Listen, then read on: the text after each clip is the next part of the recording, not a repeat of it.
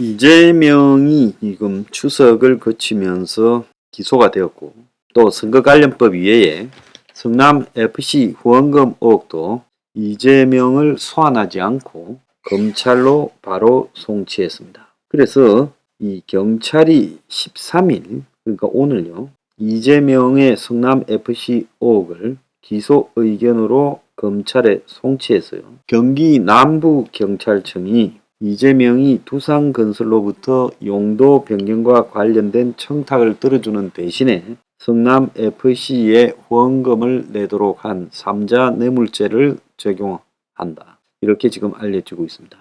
공무원이 직무에 관해서 부정한 청탁을 받고 제3자에게 뇌물을 공여하게 하거나 이를 약속하게 하는 경우에 3자 뇌물죄가 적용되지요.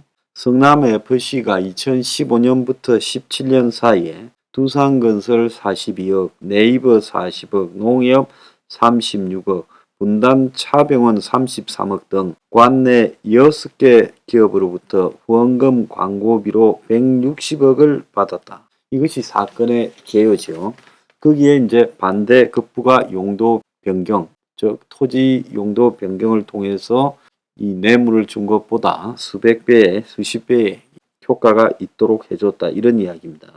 그래서 이건 뭐 바른미래당이 고발을 했던 내용이고, 분당경찰서가 작년 9월에 증거 불충분으로 불송치 결정을 내렸지만 이 신청이 고발인 측에서 들어와서 작년 2월부터 재수사했고, 성남시가 두산그룹이 보유한 분당 정자동 병원 부지 3,000여 평을 상업용지로 용도 변경해주고 기부 체납받기로 한 면적을 시 4.5에서 10으로 줄여줬어요.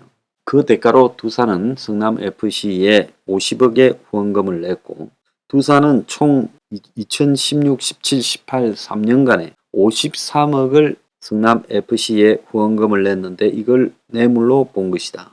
자, 그래서 두산이 2014년 10월에 병원 부지를 업무시설 용도로 변경해주면 성남FC에 후원하는 방안을 검토하겠다라는 공문을 아예 보냈다는 거예요. 그래서 이 성남시와 두산건설 본사를 압수수색해서 이 공문을 찾았다.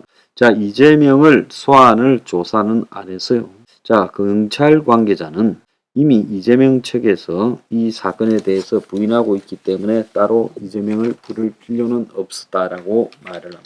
또 이재명은 지난 8일 날 기소된 김문기 관련 내용에 대해서 성남시장 때 대장동 개발 실무자 성남도시개발공사 팀장인 김문기를 몰랐다 했는데 검찰은 변호사 때부터 교류했다라고 이야기를 하고 있습니다.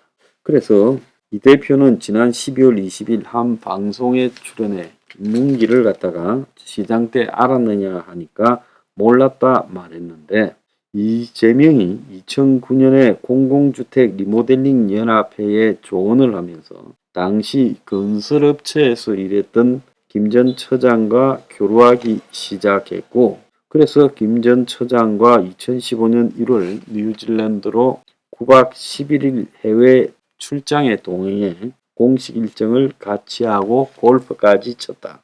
그래서 김문기가 2015년에 시장일 때 대장동 개발과 관련해 여러 차례 보고를 했다라는 내용도 나옵니다. 또 김문기 휴대전화에 이재명의 번호도 저장되어 있었다, 이렇게 나오고 있어요. 그래서 이재명에 대한 수사는 지금부터 진짜다. 이때까지 경찰이 했던 것이나 이런 것은 다 가짜다. 자, 이렇게 말을 하고 있습니다. 그래서 지금 대장동하고 위례를 본격적으로, 이게 제일 큰 뼈대 척추라고 봐야 되죠. 자, 그리고 또 법카 유용 의혹도 계속 수사한다고 합니다. 자, 그래서 이 이재명의 현재 상황으로 보면 이재명이 사실상 영수회담 같은 소리를 하지만은 영수회담을 하고 어쩌고 하면서 현 상황에서 빠져나갈 가능성은 별로 없어요. 다만 윤 정권의 실체가 좀 복잡하기 때문에 윤이 진정으로 이재명을 수사해서 처벌하는 것이 목표인가, 한동훈에게 내려진 오다가요. 아니면 이재명을 최대한 확보해놓고 거기서 정치적으로 딜하는 것이 목표인가가 아직 불확실하다는 거예요. 그것은 일단은 이재명을 최대치로 걸어놓고 그 다음에 이 상황이 흘러가는 것을 보면서 판단하자. 뭐 이런 생각을 할 수도 있을 걸로 보이는데요. 그렇지만은 이 수사의 결과에 따라서 그것을 갖다가 조율하기가 어려운 한계치를 넘어버린 상황이 될 수도 있다는 겁니다.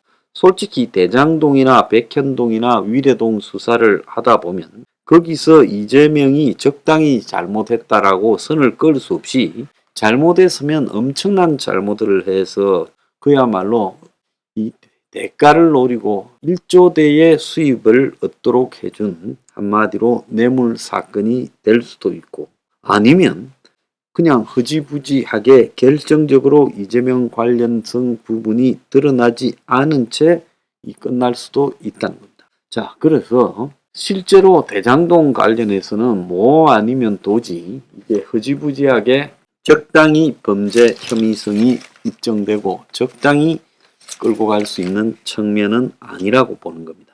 자, 이재명은 특유의 싸움의 테크닉이 있죠. 이재명이 개항을에 참가해서 할 때 굉장히 다들 욕을 했죠. 대선 떨어지자 말자 다시 또 개항을에 나간다. 그래서 염치도 없고 체면도 없었다는 거예요. 그런데도 저렇게 지금 밀어붙일 때는 이재명이 지금 숱한 의혹을 갖다가 가지고 있기 때문에 그 숱한 의혹에 대해서 빠져나가기 위한 방법으로 수단, 방법, 체면을 가리지 않았다. 이렇게 보는 거예요.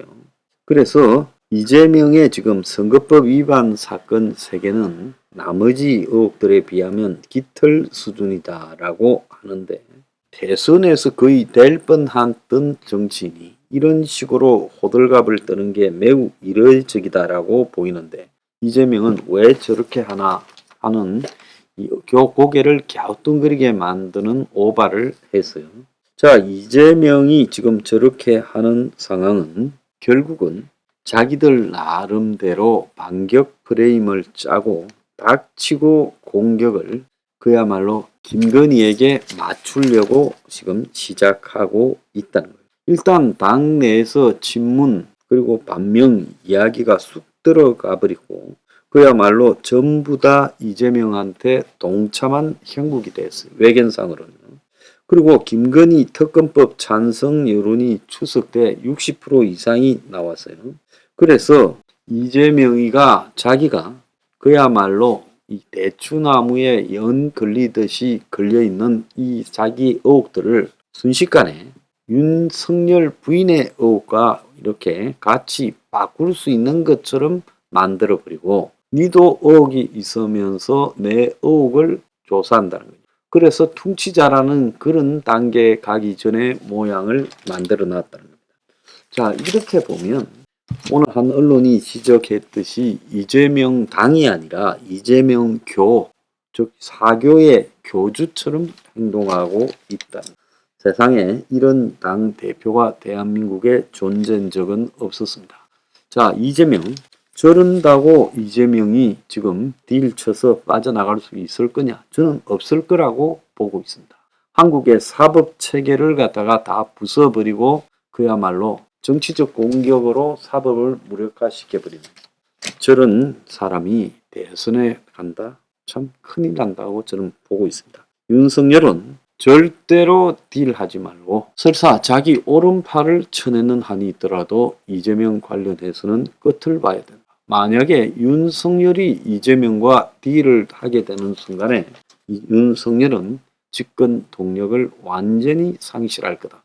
경고를 합니다.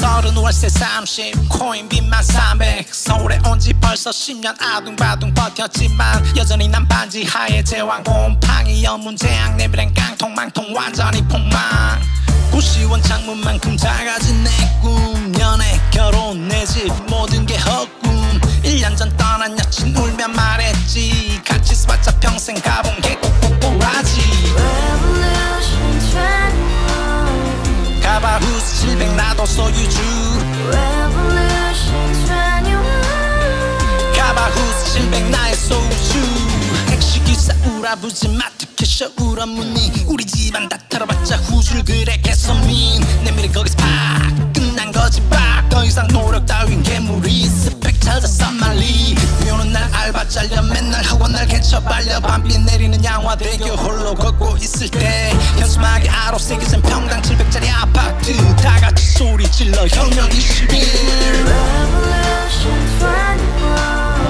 21 가바후스 700 나도 소유주 Revolution 21 가바후스 700 나의 소유주 You and I, we live together in the house.